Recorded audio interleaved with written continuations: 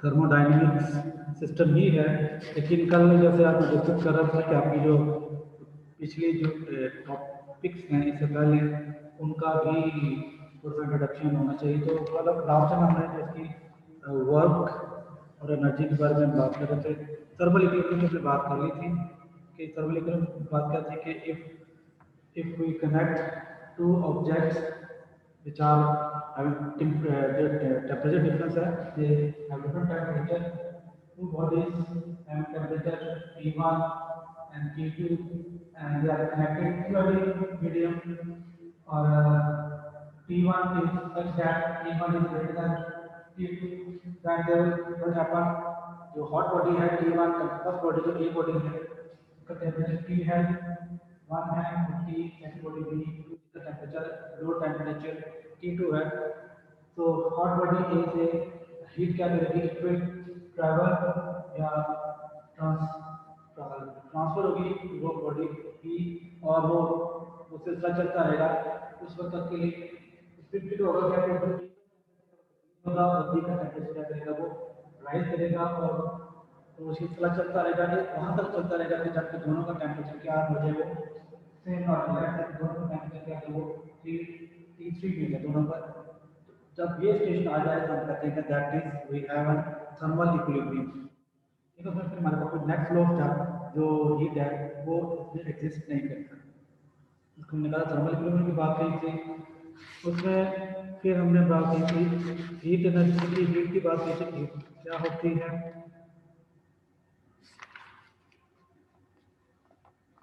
और हमने डिफाइन हमने इसमें किया था वर्क हमने डिफाइन किया था कि ऑब्वियसली जैसे हम बात करते हैं, ठीक है, जैसे हम वर्क की बात करते हैं वर्क क्या होता है कि व्हेन सम फोर्स लगे तो फोर्स के साथ डिस्प्लेसमेंट भी हो तो उसको हम कहते हैं वर्क इज डन। सिमिलरली हम क्या कहते हैं कोई भी सिस्टम है और लास्ट टाइम भी बता दिया कि मैंने कल कि यहाँ पे हम तो मेनली हमारी डिस्कशन करेंगे थर्मोडायनेमिक्स ऐसे सब्सटेंस ऐसे ऑब्जेक्ट या ऐसे मैटर पे हम डिस्कस करेंगे जिसमें जो क्या कहते हैं एनर्जी वाला का जो है इफेक्ट जो हमें ज़्यादा प्रोमिनेंटली नज़र आता है तो ज़्यादा विजिबल होता है। उसके लिए हम ज़्यादातर जो गैसियस स्टेट ऑफ मैटर है उसको हम यूज़ करते हैं इसको इस फिनोमेना को अंडरस्टैंड करने के लिए वर्क करेंगे। तो हम कहते हैं कि सिचुएशन क्या हमारे पास ये आगे थोड़ा सा डिटेल में डिस्कस करेंगे कि कोई एक सिस्टम है, सिस्टम कहते हैं कलेक्शन ऑफ सम ऑब्जेक्ट होता है जो एक उनकी खास एक एनवायरनमेंट होती है, खास उनकी बाउंड्री होती है, खास उनकी और लोकेशन पर होती है। तो वो जो और उसके बाकी जो इर्द गिर्द बाकी जो चीज़ होती हैं वो उसकी सराउंडिंग कहलाती हैं, जैसे वो एनवायरनमेंट या आउटसाइड द सिस्टम कहलाती हैं। तो थर्मोडायनेमिक्स में हम कहते हैं कि अगर जो सिस्टम है वो क्या करे, वो एक्सपैंड करे, सिस्टम क्या करे वो अपनी बाउंड्री को इनहेंस करे, बढ़ा दे, उसका साइज बड़ा हो जाए तो हम कहते हैं उस केस में हम कहते हैं कि सिस्टम इज डूइंग वर्क। ठीक है, थर्मोडायनेमिक्स की बात करेंगे ये कैसे होगा ये आगे हम थोड़ा सा ऐसे का डिस्कस भी करेंगे। तो अगर सिस्टम का जो साइज है वो एक्सपैंड करे, सिस्टम क्या वो एनवायरनमेंट में जो उसकी जो सराउंडिंग है उसके तो थोड़ा सा साइज बड़ा हो जाए, एक्सपैंड कर जाए, हम कहते हैं system is work is done by the system. ठीक, वो सिस्टम क्या कर रहा है वो क्या कर रहा है वो काम कर रहा है। और अगर क्या हो जाए सिस्टम का साइज रिड्यूस हो जाए, कम हो जाए, साइज छोटा होना शुरू हो जाए, वो क्या कहते हैं वो स्क्वीज होना शुरू हो जाए, तो हम क्या कहेंगे दैट द सिस्टम उसमें क्या अब उसमें भी कहीं वर्क डन हो रहा है। लेकिन नाउ इस केस में वर्क डन क्या होगा, वो work done on the system. ठीक है, हमारा कोई एनक्लोजर ठीक इसके अंदर हम खाना खाते हैं, कोई गैस मॉलिक्यूल है। अब इसी वजह से क्या करते हैं ये इसका सिलेंडर ये इसका यहाँ पर इसका साइज जो वॉल्यूम यहाँ तक है, फिर कोई वॉल्यूम यहाँ पे है। अब अगर किसी भी तरीके से ये क्या करते हैं इसका जो वॉल्यूम है वो यहाँ तक आएगा, इसका जो साइज ना बढ़ जाए तो अब क्या होगा, क्या देखेंगे इसकी जो साइज है वो बढ़ गया, तो वॉल्यूम बढ़ गया क्वांटिटी में। अब बाकी की जो सराउंडिंग का जो एनवायरनमेंट है तो उसके मुकाबले में इस चीज़ ने एक्सपैंड किया, जो हम कहेंगे कि सिस्टम ने क्या किया, सिस्टम ने वर्क किया, ठीक है। और किसी भी तरीके से क्या करें, जिसमें जो साइड है थोड़ा स्पीड हो जाए, कहाँ पे आ जाए, वो थोड़ा यहाँ पे हो जाए, जगह पे आ जाए, कम हो जाए, नाउ हम कहेंगे कि work is done on the system, ठीक है। ये छोटी वर्क डेफिनेशन देते हैं, ठीक। उसके बाद फिर यहाँ पे जो था आपको आती है इंटरनल एनर्जी।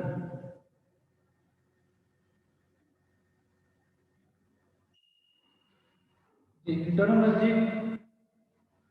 अब जो भी हमारे पास मैटर है, obviously it consist of matter, जो स्मॉलर पार्टिकल्स, जो मैटर है सबसे स्मॉलेस्ट पार्टिकल्स एटम या मॉलिक्यूल वगैरह आते हैं। अब किसी भी सब्सटेंस की जो एनर्जी की या काइनेटिक एनर्जी की या उसकी टेम्परेचर की जो डेफिनेशन देते हैं, वो हम कहते हैं दैट इज कॉल्ड, यानी बोलते हैं average kinetic energy of its molecules, उस मॉलिक्यूल की जो एवरेज काइनेटिक एनर्जी है, दैट डिटरमाइन इट्स टेम्परेचर। तो उसका मतलब क्या है, जब हम किसी भी सोर्स को हीट प्रोवाइड करते हैं, किसी भी ऑब्जेक्ट को हीट प्रोवाइड करते हैं, तो जो हीट है वो कहाँ जाती है, वो क्या हो जाती है, वो उसके अंदर जो एग्जिस्ट करते हैं मॉलिक्यूल जो उसके अंदर मौजूद है, ठीक है। अब उसको हम इस तरीके से यहाँ इसको अगर हीट प्रोवाइड करते हैं, एक सोर्स है, स्प्रिट लैंप है या कोई मात्रा है, उसको जब इसको एनर्जी प्रोवाइड करते हैं, हीट प्रोवाइड करते हैं, हीट एनर्जी क्या होगी, उसको एब्जॉर्ब करेगा और वो एनर्जी कहाँ जाएगी, इसकी मॉलिक्यूल जो ये एटम है उसको एब्जॉर्ब करेंगे। वो एब्जॉर्ब करने के बाद क्या करेंगे, उसका जाहिर बात है वो क्या करेंगे, अब यहाँ पे हीट प्रोवाइड करने से पहले ये क्या कर रहा है, it is moving to some natural velocity के साथ हैपेजर जिगजैग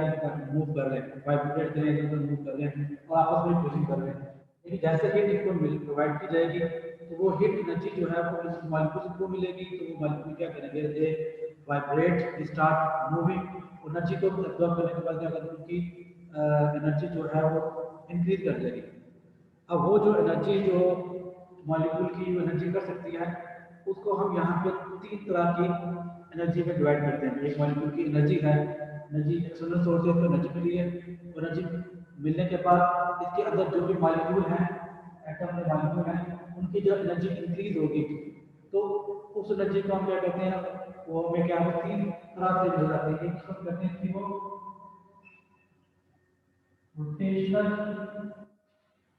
इसकी जो उत्तर इसकी क्या होता है, उसकी काइनेटिक एनर्जी और उसकी टेंशन एनर्जी में आता है। तो टेंशन एनर्जी का हमें और काइनेटिक एनर्जी का हमें नजर आता है कि इसकी इस तरह की वो रोटेशनल काइनेटिक एनर्जी है, मॉलिक्यूल है तो रोटेट भी करते हैं, थोड़ा सा रोटेशन भी होती है, मॉलिक्यूल क्या करते हैं, उसमें रोटेशनल काइनेटिक एनर्जी होती है। फिर वाली इसकी ट्रांसलेशन, ट्रांसलेशन काइनेटिक एनर्जी से वो जो मूव कर रहा है एक जगह दूसरी जगह ट्रांसलेट हो रहा है, उसकी एनर्जी में इंक्रीज होना शुरू हो जाएगी, और उसकी बात उसकी जो होगी दैट इज इट्स वाइब्रेशनल। तो अगर कहीं वो वाइब्रेट कर रहा है तो इन तीन फॉर्म ऑफ एनर्जी में vibration, rotational, translation and vibration energy में इनकी एनर्जी क्या हो जाएगी, वो इंक्रीज कर जाएगी, वो उसका जॉब करके वो जो एनर्जी मिलेगी पर्सनली वो in three form of energy में कर देगी, वो कन्वर्ट हो जाएगी, तो जिससे उसकी जो अब ये बढ़ गई। अब ये जो हमें इनके बढ़ने से हमें क्या नजर आता है, इसकी जो टेम्परेचर है वो हमें इंक्रीज नजर आता है। अब वो जो एनर्जी जो हीट एक्सटर्नल मिली है, उसको जब एब्जॉर्ब कर लिया, तो वो एनर्जी इस सब्सटेंस के जो कॉन्स्टिट्यूएंट पार्टिकल है उनकी जो एनर्जीज हैं, उनकी जो स्टेट्स है, उनको चेंज करने में इस्तेमाल हो गई है। अब वो जो एनर्जी जो इनकी जो अंदर कलेक्टिवली इंडिविजुअल मॉलिक्यूल के साथ एसोसिएट हो जाती है, उसको हम कहते हैं कि इंटरनल एनर्जी कहते हैं, internal energy, not internal energy of the system. तो बुक में जो अपनी डेफिनेशन की दी गई है, तो क्या है कि मैं इसकी ज़्यादा डिटेल में जा रहा हूँ। Sum of the kinetic energy and potential energy associated with the random motion of the atoms of the substance is the internal energy of the substance, ठीक है। और इंटरनल एनर्जी को हम आमतौर पे जो है रिप्रेजेंट बाय यू से, डेल्टा यू ये यू से रिप्रेजेंट करते हैं इंटरनल एनर्जी को यू से। ये काइनेटिक एनर्जी का के ई से रिप्रेजेंट करेंगे, और इंटरनल एनर्जी को रिप्रेजेंट करेंगे हुए यू से, यानी डेल्टा यू से भी लिखा हुआ मिलेगा। ठीक, फिर यहाँ पे थोड़ी सी कल भी बताई थी कि हमने हीट का जो बता दिया था, हीट का डिफाइन हमने कर लिया था। तो इसमें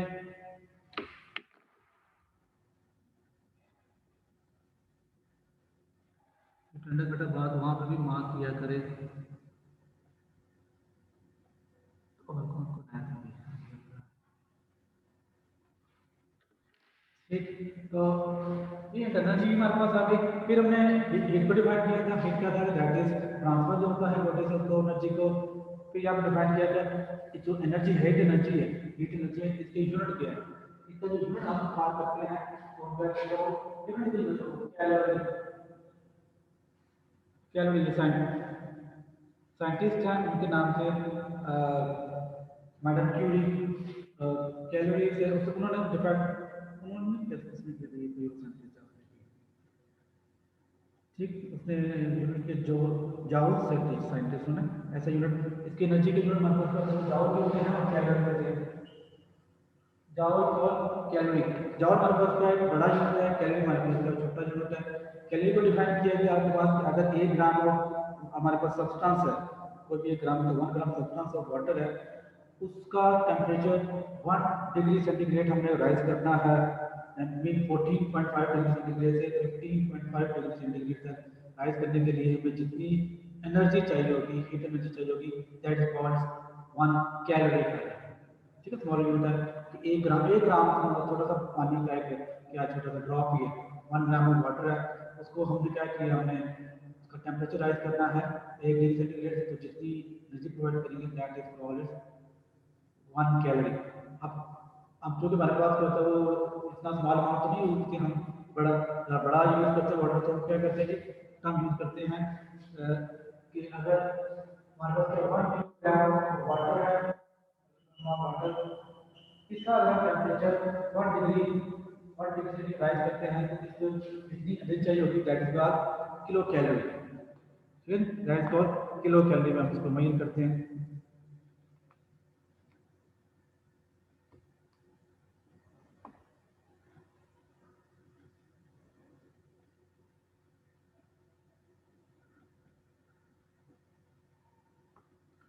ठीक, ये इसी टर्म्स हैं इसमें। फिर आपकी वो टॉपिक दिया गया वो आई थिंक वो इतना इम्पोर्टेंट नहीं है। हम मेन अपने टॉपिक की तरफ आते हैं which is thermodynamic system.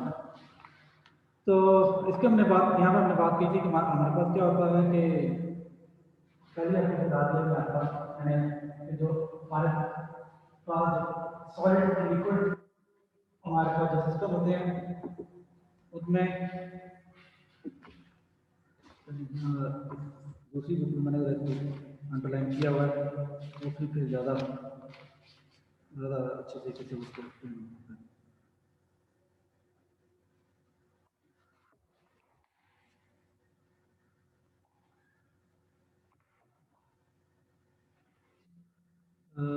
Thermodynamics को ठीक है, इसमें अब अगर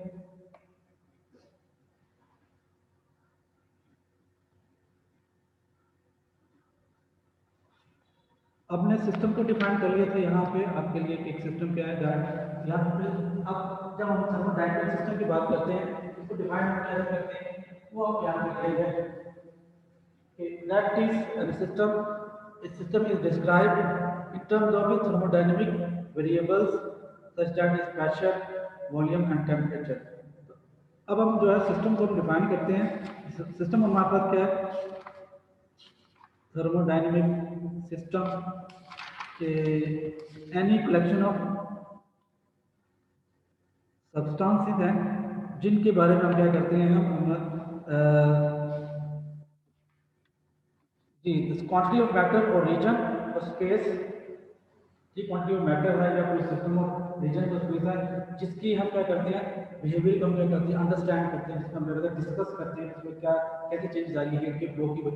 हीट को उसमें से टू एंड फ्रो होने की वजह से हीट एब्जॉर्ब होगी, हीट उसमें से क्या कहते हैं वो निकल के जाए, तो उसमें क्या क्या चेंजेस आती हैं उसको जिसको डिस्कस करते हैं, उस कलेक्शन ऑफ मैटर्स को हम उसको सिस्टम करते हैं। अब किसी भी एक सिस्टम में है, थर्मोडायनेमिक सिस्टम है, उसमें एक चेंजेस हैं या series of changes, single change या सीरीज ऑफ चेंजेस आती हैं तो उसको हम कहते हैं थर्मोडायनेमिक प्रोसेस। एक स्टेट है, कोई चेंजेस आती हैं, एक सिस्टम है, एक एक किसी तरह के उसको चेंज आती है, किसी भी लिहाज से बात करते हैं तो वो जो उसको चेंज आती है या सीरीज ऑफ चेंजेस आती हैं उसको हम कहते हैं थर्मोडायनेमिक प्रोसेस। ये थर्मोडायनेमिक प्रोसेस थर्मोडायनेमिक प्रोसेस कहते हैं। उसकी जो कोई सिस्टम है उसकी डिफरेंट स्टेट है, एक स्टेट के ऊपर एग्जिस्ट करता है। अब उस स्टेट के लिहाज से उसकी डिफरेंट उसकी पैरामीटर्स होंगे, कुछ उसकी कैरेक्टरिस्टिक्स होंगी, कुछ उसकी डिफरेंट क्वांटिटीज होगी उस perspective से जो उस सिस्टम को डिफाइन कर देंगी। तो उनमें कुछ चेंज आती है या सीरीज ऑफ चेंजेस आती हैं तो उस जो सीरीज ऑफ चेंज आती है उसको हम कहते हैं कोई प्रोसेस होगा, थर्मोडायनेमिक प्रोसेस होगा। ठीक है, ये एक चीज में याद रखने वाली बात है। अब यहाँ पे फिर हम सिस्टम को उसकी एनर्जी और उसकी मैथ के लिहाज से हम क्या करते हैं, सिस्टम को डिफाइन करते हैं, उसकी कैटेगराइज करते हैं। हमारे पास जो सिस्टम है और तो डिफरेंट टाइप के हो सकते हैं, लेकिन हम यहाँ पे उसकी जो फ्लो की लिहाज से एनर्जी और मैथ के फ्लो के लिहाज से डिस्कस कर रहे हैं कि हमारे पास सिस्टम के अंदर एक सिस्टम होता है जिसे कहते हैं आइसोलेटेड सिस्टम। आइसोलेटेड, ठीक है, आइसोलेटेड आइसोलेटेड सिस्टम ये है मतलब आपने अपने क्या कहते हैं आपका मोमेंटम में भी डिस्कस की थी आइसोलेटेड सिस्टम की बात हमने कही थी। तो यहाँ पे भी थोड़ा सा कंसेप्ट यहाँ पे भी हम डिस्कस करेंगे कि आइसोलेटेड सिस्टम हमारे थर्मोडायनामिक की लेसन करेंगे कि ऐसा ऐसा कलेक्शन ऑफ ऑब्जेक्ट है सिस्टम में जिसमें neither mass और नॉन एनर्जी, वो क्या होती है, वो उसके उसकी जो बाउंड्री है, जो सिस्टम है, जैसे मतलब कोई एक कलेक्शन ऑफ पार्टिकल है, गैस पार्टिकल है इसमें मौजूद है। तो अभी पहले बताया वो जो एक खास हमारे पास जो कलेक्शन ऑब्जेक्ट्स है उसे हम सिस्टम कहते हैं। उसके अलावा बाकी जितनी है तो हम कहते हैं कि सिस्टम है। बाकी चीजें करते हैं ऑफिस सराउंडिंग। अब वो पार्ट ऑफ ट्रेनिंग को विजिबली हो सकता है, विजिबली जो ऐसी जो बाउंड्री सी है जो क्या कहते हैं कंस्ट्रक्टेड करती है सिस्टम को और उसकी साउंडिंग को आपके ग्रुप से अलग करती है, उसे हम कहते हैं उसकी बाउंड्री कहते हैं। ठीक, अब हम कहते हैं आइसोलेटेड ऐसा सिस्टम है जिसमें उसकी बाउंड्री के क्रॉस अक्रॉस ना ही कोई मैच तो बैठ जाता कि मैं यहाँ से ना कोई और मैटर कोई और पार्टिकल है, गैस पार्टिकल है मैटर हो सके, ना ही उसको स्प्राइट कर सके। सिमिलरली ना ही इसमें एनर्जी, ना ही इसमें आउटपुट हो सके। ठीक, ऐसा सिस्टम ऐसा सिस्टम जिसमें ना जिसकी बाउंड्री के क्रॉस ना तो आप कोई मैटर को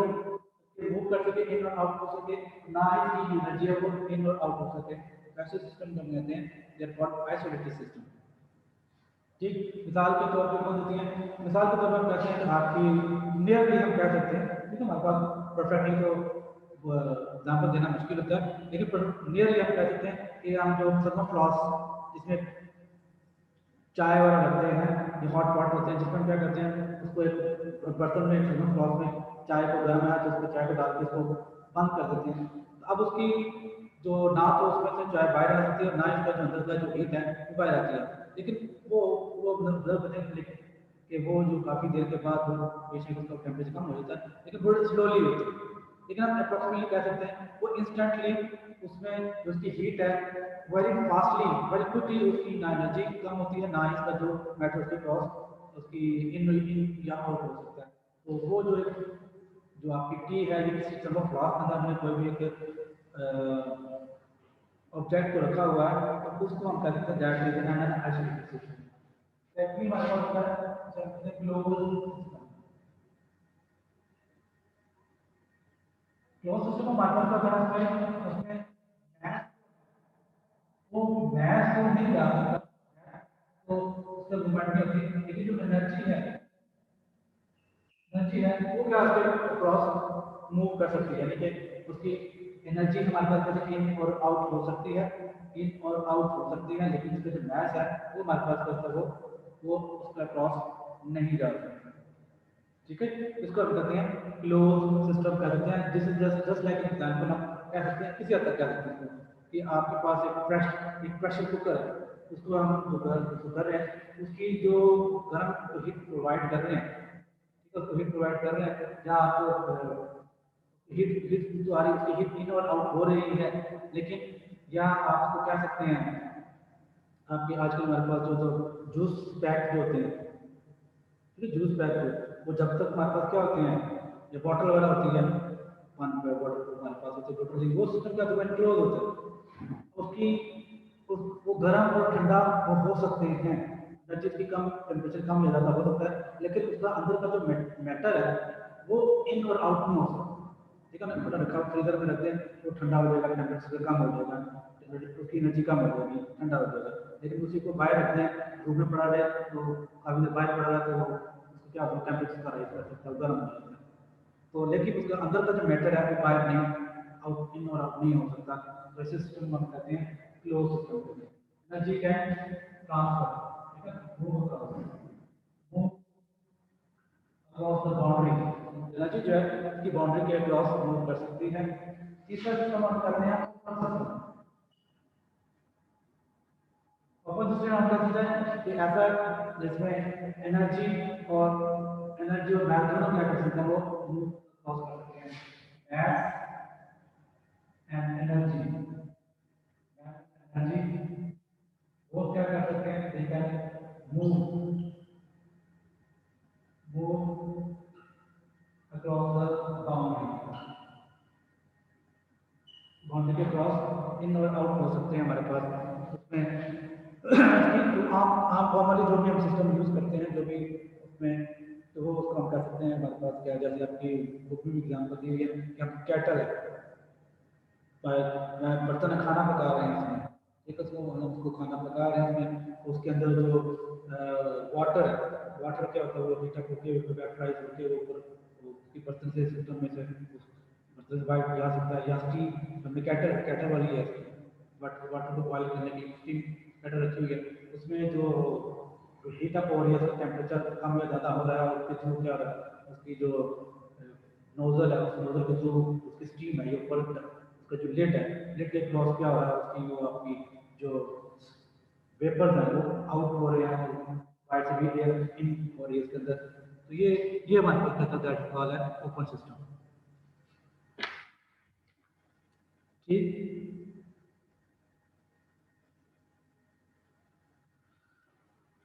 जी, ये हमारे पास टाइप ऑफ सिस्टम हमारे पास आ गई। अभी इस सिस्टम में कोई क्वेश्चन है किसी को, बेटा यू में आस्क।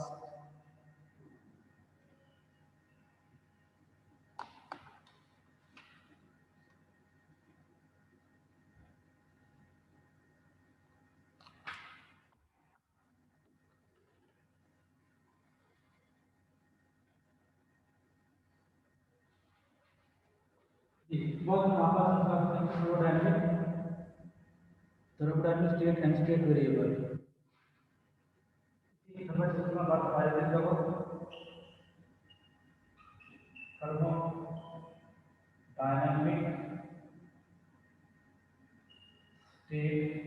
And state variable.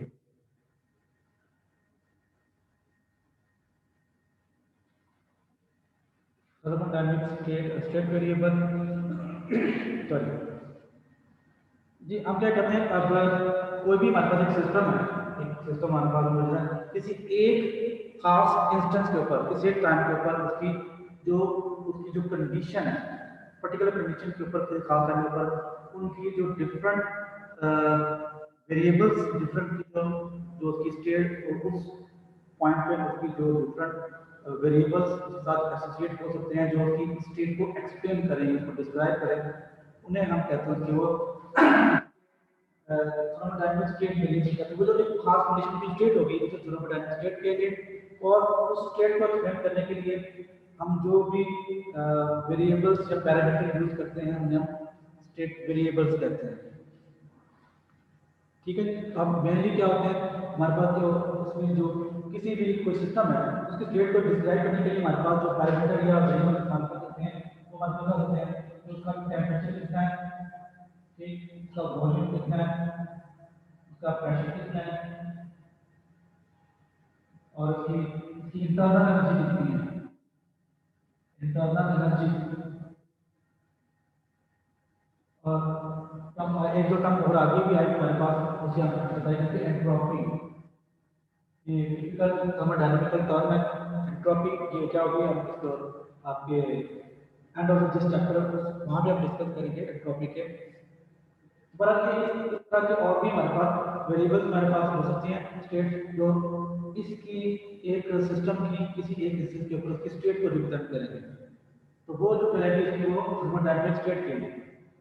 ठीक है, इनको मिलके इन तमाम वैल्यूज को मिला के जो कोई एक किसी एक सिस्टम की जो सिचुएशन या कंडीशन हमें पता लग जाएगी किसी एक सिस्टम की, तो उसे हम कहेंगे इसकी वो स्टेट थर्मोडायनामिक स्टेट कहेंगे। और जो इसमें जो जो वेरिएबल जो क्वांटिटी इसकी स्टेट को डिस्क्राइब करने में इस्तेमाल किए जा रहे हैं वो स्टेट वेरिएबल कहते हैं। जैसे टेम्परेचर है इसको हम T से राइट करते हैं, वॉल्यूम को V से, प्रेशर को P से, इंटरनल एनर्जी का कोई यूज से राइट करते हैं, हम S से राइट करते हैं, S एक कैपिटल S से राइट करते हैं। तो ये हमारे पास डिस्कस करेंगे। अब यहाँ पे कोई भी सिस्टम जो हम लेते हैं एक बात और भी कई जो एक हमें ये बताई थी सिस्टम की टाइप जो हमने बताई इसके लिहाज से मैथ और एनर्जी की फ्लो के लिहाज से सिस्टम की और भी टाइप होती है जो आपने पीछे पढ़ी डिस्ट्रीब्यूशन करते हैं homogeneous and heterogeneous. Homogeneous and heterogeneous system होता है। होमोजेनियस सिस्टम क्या होता है कि ऐसा सिस्टम है जिसमें उसके जितने भी उसकी जो कंपोजिशन है उसकी हर जगह उसकी कंपोजिशन क्या हो वो सेम हो। ठीक है, कंपोजिशन कंपोजिशन भी कि अगर यहाँ पे किसी एक पार्ट पे इसके अंदर जितने भी कांस्टेंट पार्टिकल्स हैं उनकी मैं प्रोपोर्शन फाइंड आउट करूँ, वो जो भी कंपोजिशन प्रोपोर्शन यहाँ पे है उसकी इस जगह पे भी वही यहाँ पे भी वही प्रोपोर्शन होगी, यहाँ पे भी प्रोपोर्शन और फिर कॉन्स्टिट्यूएंट जो पार्टिकल्स हैं कॉन्स्टिट्यूएंट जो मैटर के जो भी इसके पार्टिकल्स हैं उनकी जो कॉन्स्टिट्यूएंट उसकी जो प्रोपोर्शन हो उसका जो होता है कहने के लिए हमने बस कंपोजिशन की बात की वो सेम हो, हम ये सिस्टम क्या है डायरेक्ट मॉडल होमोजेनियस सिस्टम। ठीक, homogeneous system in each and every part in each and every part of a system if the composition of the system remain constant that is called as homogeneous system। ठीक, और heterogeneous का obviously इसका उल्टा होगा अगर आपको different position different parts के system के डिफरेंट पार्ट्स में जाके उसकी जो भी कॉन्स्टेंट जो उसकी कंपोजिशन है उसको अगर चेक करें तो क्या हो वो डिफरेंट हो तो उनको कहेंगे that is called heterogeneous system. Homogeneous system क्या होता है कि आपने एक सॉल्यूशन बनाया हुआ है वाटर का और शुगर का, आपको क्या करते हैं तो शुगर को उसमें मिक्स करते हैं तो अब उसमें जो अब उसको जब आप चेक करते हैं उसको टेस्ट करते हैं वाटर को तो अब उसका जितना मर्जी जिस मर्जी जगह जहाँ से मर्जी आप उसको निकाल के उसको टेस्ट करें आपको उसका जो मीठा है उसकी मिठास हुई टेस्ट लगेगी। और इवन अगर उसका वो माइक्रोस्कोपिकली उसकी अरेंजमेंट भी देखें तो हर जगह पे उसके वाटर के और शुगर के मॉलिक्यूल की जो प्रोपोर्शन होगी वो क्या होगी वो सेम होगी। ठीक है, लेकिन इसके मुकाबले में हमारे पास क्या है कि हम क्या करें एक रेत लें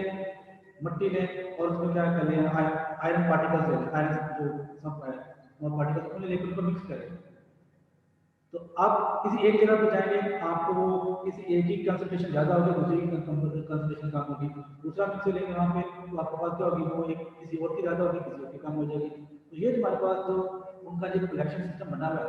उनकी कंपोजिशन हमारे पास क्या वो सेम नहीं है, किसी जगह पे कोई किसी चीज़ की क्वांटिटी ज़्यादा किसी जगह पे दूसरे की क्वांटिटी ज़्यादा, तो ऐसे सिस्टम ऐसे जो सिस्टम है उसे हम कहते हैं हेटेरोजेनियस सिस्टम कहते हैं। ठीक, तो यहाँ हम बात करें कि आमतौर पर जब हमारे पास कोई होमोजेनियस सिस्टम हो होमोजेनियस सिस्टम हो उसकी जो हम क्या करते हैं जो वेरिएबल्स हैं थ्री वेरिएबल्स हैं थ्री वेरिएबल्स हैं टेम्परेचर प्रेशर वॉल्यूम इन्हीं को डिस्कस कर लें तो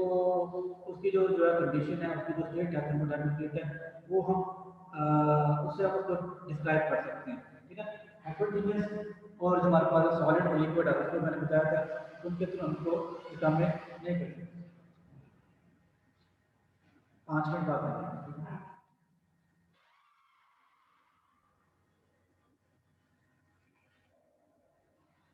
ठीक। So that's called is homogeneous and heterogeneous system. अब होमोजेनियस सिस्टम की जब बात होती है तो उनकी जो जितने भी वेरिएबल्स हैं इनके दरमियान हम जो उनका जो रिलेशन है, उनके दरमियान के जो लॉज हैं उसको हम डिस्क्राइब कर सकते हैं। जैसे गैसियस केस में है उसकी प्रेशर और वॉल्यूम, बॉयज लॉ है, चार्ल्स लॉ है, गैस लॉ है, इन सबको हम डिस्क्राइब कर सकते हैं इसमें। तो जनरल गैस का आंसर क्या होता है? PV equal to n R into T के को हमारे पास एक्सप्रेशन आती है। उसकी किसी भी गैस जो किसी भी गैस सिस्टम है उसका प्रेशर, वॉल्यूम, टेम्परेचर इनको can be related by this expression. बात इसका पता है P प्रेशर है, V वॉल्यूम है, T टेम्परेचर है, M क्या है? M is the number of molecules that हमारे पास गैस है, तो गैस हमारे पास है उसका number of moles and in this system में और हमारे पास होता है वो एक गैस कांस्टेंट है जिसे रेडबर्ग कांस्टेंट हम कहते हैं वहाँ पे। ठीक। तो ये सिस्टम हो गई, गैस लॉ की हो गई। और जबकि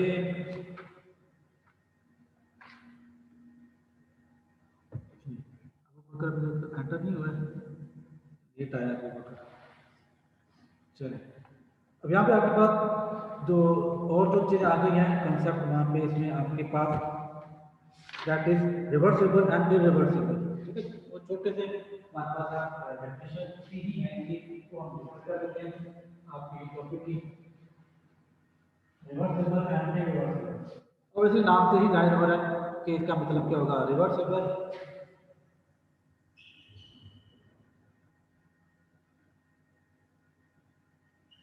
reversible and irreversible processes.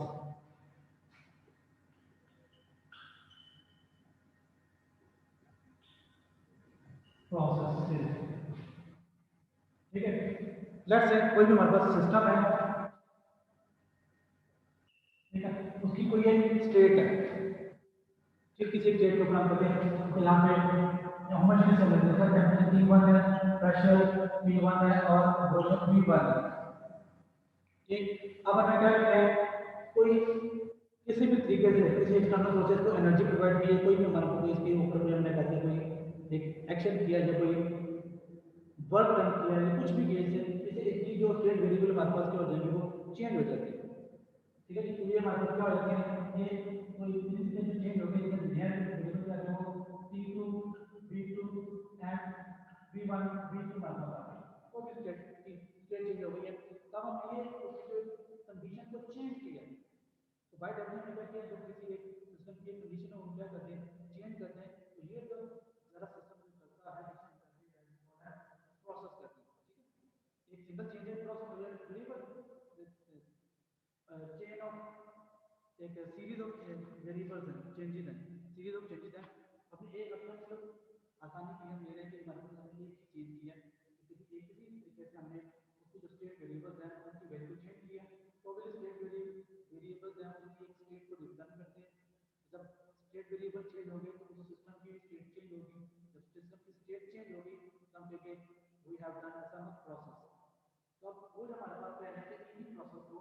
हम डिवाइड कर रहे हैं two reversible and irreversible process. कि अगर क्या है ये जो मैंने इसको स्टेट पर यहाँ दी कि ये वेरिएबल को इस स्टेट में लेके आए, अगर वैन वन अगर ये हमारे पास प्रोसेस किया है प्रोसेस वन वे है, अगर रिवर्सिबल में इसको तीन चेंज लेते हैं एक वेरिएबल है T1 V1 एंड P1, इसको और चेंज करते हैं हमने दो P2 V2 and P2 change कर दिया। तो अगर ये हमारे पास चेंज किया इसको अगर हम रिवर्स डायरेक्शन में भी हम करें, उस रिवर्स को जो हमने इस पे काम किया उसका हम उलट काम करें तो हम दोबारा वापस उसी स्टेट पे आ जाएं। जब यू सेड ये जो हमने काम किया था that is an reversible process. तो अब इसमें करेंगे इसके बाद में जाते हैं जो चीज इसमें आएगी वापसी तो उसका उलट काम हो, उलट काम हो तो हम उसको कहते हैं कि दैट इज कॉल्ड रिवर्सिबल। ये मीन हमने यहाँ पे एग्जाम स्टेट में चेंज किया, हमने क्या किया इसमें हमने एनर्जी प्रोवाइड की, हमने कुछ इस पे वर्क डन किया था, work done on the system, तो उसकी वेरिएबल चेंज हो गई। अब आप उसका जब वर्क चेंज करें तो जब रिवर्स में जाएंगे तो अगर हमने इसको एनर्जी प्रोवाइड की थी किसी सिस्टम को वर्क डन ऑन सिस्टम किया था, तो रिवर्स में हमारे पास क्या होगा कि सिस्टम को सिस्टम वर्क डन करेगा। पहले system work done on the system हुआ था, अब क्या होगा वो system work done by the system होगा। ठीक, और वो जितनी एनर्जी पहले यहाँ पे अगर एब्जॉर्ब हो गई थी तो दूसरे वापसी पे क्या होगा उतनी एनर्जी का भी वो रिलीज होगी। तो दैट अगर और ये वही काम करने के बाद दोबारा उसी स्टेट आ जाए, हम कहेंगे that is called reversible process. ठीक है, और इरिवर्सिबल प्रोसेस का नाम दावे इसका क्या कंडीशन ऑब्वियसली होगा कि हम एक स्टेट वेरिएबल एक स्टेट से दूसरे स्टेट पे जाए और वापस उस स्टेट पे ना आ सके।